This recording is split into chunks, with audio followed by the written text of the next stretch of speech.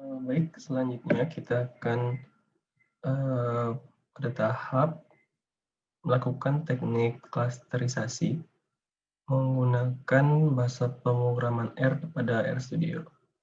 Jadi pada kasus ini kita sudah memiliki dataset yaitu dengan nama animal milk, di mana dataset ini akan memperlihatkan jumlah kandungan susu pada hewan-hewan mamalia.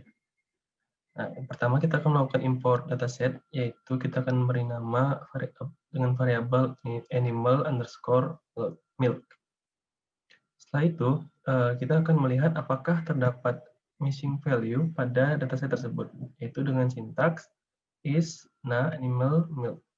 Dapat dilihat pada layar bahwa tidak terdapat missing value pada dataset ini. Maka dari itu kita bisa panggil variabel tadi untuk memperlihatkan apa saja isi dari dataset tersebut. Nah, setelah kita panggil animal milk, maka akan terdapat di sini atribut nama, yaitu nama dari hewan mamalianya. Kemudian untuk atribut water, protein, fat, dan laktos merupakan kandungan yang terdapat pada susu mamalia tersebut.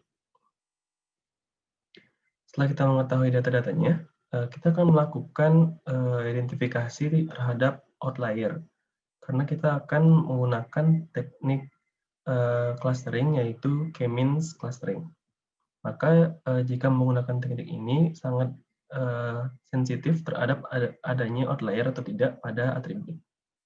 Dari itu kita akan melakukan analisa outlier dengan menggunakan sintaks boxplot pada masing-masing atributnya, yaitu dengan sintaks boxplot, kemudian variabelnya animal milk, dan atribut yang dipilih. Maka dari itu akan tampil seperti pada gambar sebelah kanan untuk atribut water, yaitu tidak terdapat adanya outlier. Yang kedua, boxplot untuk protein, atribut protein. Bisa dilihat pada protein juga tidak terdapat outlier. Selanjutnya untuk atribut fat juga tidak terdapat outlier, dan terakhir pada atribut laktos juga tidak terdapat outlier. Maka dari itu kita bisa langsung melakukan pertama-tama sebelum kita melakukan model untuk K-mean clusteringnya, kita akan melakukan data scaling. Data scaling itu fungsinya untuk agar data tersebut memiliki skala numerikal. Bisa dilihat dengan sintaks sebagai berikut. Kita akan membuatkan variabel X, di mana variabel animal milk ini yang terdiri dari atribut water, protein, fat, dan laktos akan dilakukan data scaling. Setelah itu kita namakan dengan X label, di mana X ini akan menjadi skalanya. Kemudian kita panggil X labelnya, maka akan ditampilkan data sebagai berikut. Ini merupakan skala untuk dataset yang kita miliki. Dijelaskan pada di bawah, terdapat atribut scale .2 center, itu merupakan hasil tengah atau nilai tengah dari nilai aktual sebelum dilakukannya data scaling. Kemudian yang di bagian bawah, atribut scale, itu setelah dilakukannya data scaling. Setelah itu kita akan membangun model dari K-means clusteringnya. Yaitu pertama kita akan melakukan instalasi package. Yang pertama package-nya yaitu Fat2Extract. Kita install, kemudian ada menunggu beberapa tahap hingga instalasinya semua berjalan sukses. Setelah itu untuk instalasi kedua kita akan menginstal package yang namanya cluster. Kemudian akan terdapat notifikasi bahwa cluster tersebut sudah sukses untuk di-unpatch. Dan jangan lupa juga kita akan membuat sintaks untuk setiap library dari package yang sudah kita install. Nah, setelah itu kita akan mulai memodelkan K-means clusteringnya. Yang pertama, kita akan panggil dulu sintaks library dari cluster. Kemudian kita akan membuat sebuah variabel dengan nama model, di mana ini akan melakukan K-means clustering terhadap nilai X yang tadi, data scalingnya. Kemudian kita akan menentukan untuk nilai K-nya adalah 3. Kemudian nilai K adalah 3 ini kita menggunakan model Silhouette.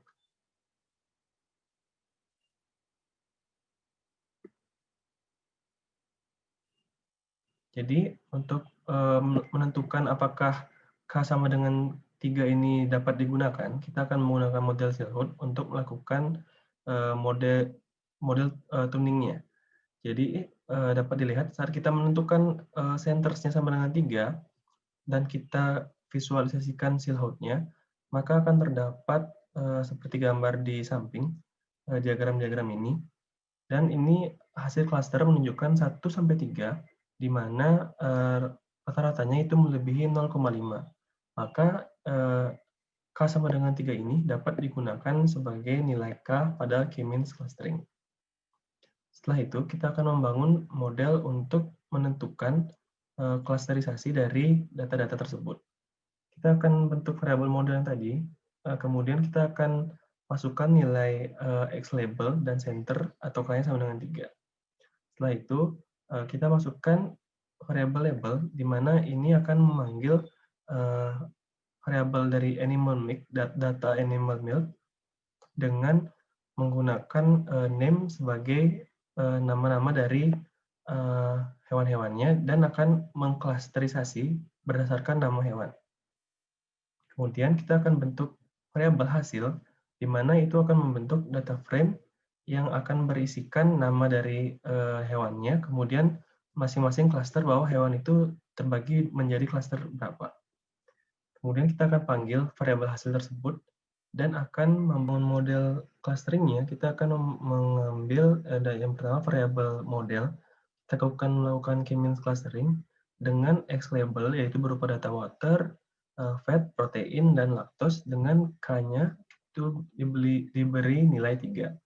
Kemudian kita akan membuat suatu label, yaitu dengan animal milk, di mana variabel name ini akan menjadi nama-nama yang akan diklasterisasi. Kita akan membuat variabel hasil, yang itu berupa data frame, dengan namanya sebagai label, nama-nama hewan sebagai label, kemudian klasternya yaitu berupa dari X label yang tadi. Kemudian kita akan panggil hasil, yaitu variabel hasil yang tadi akan menampilkan nama-nama hewan, serta menunjukkan hewan tersebut di klaster berapa. Dan ini dapat juga ditunjukkan pada bagian kanan, di mana klaster 1 yang berwarna merah, yaitu terdiri dari nama-nama hewannya, klaster 2 yang berwarna hijau, dan juga klaster 3 yang berwarna biru. Jadi di sini dapat dilihat di bagian sebelah kiri, seperti horse, donkey, dan mule itu termasuk klaster 3. Untuk sheep, buffalo itu termasuk klaster 1, dan rabbit, rat, serta deer itu termasuk klaster 2. Itu untuk keseluruhan. Kemudian kita akan melakukan center model agar mengetahui seberapa tingkatan dari atribut-atribut yang ada pada data tersebut setelah kita melakukan klasterisasi. Jadi pada klaster 1, untuk atribut water terdapat 0, dikategorikan berdasarkan 0,2, untuk proteinnya yaitu 0,02, dan fat atau sebagai berikut. Dan itu berlaku juga untuk klaster 2 dan klaster 3. Baik, sekian untuk penjelasan dari teknik cluster menggunakan K-means clustering. Terima kasih.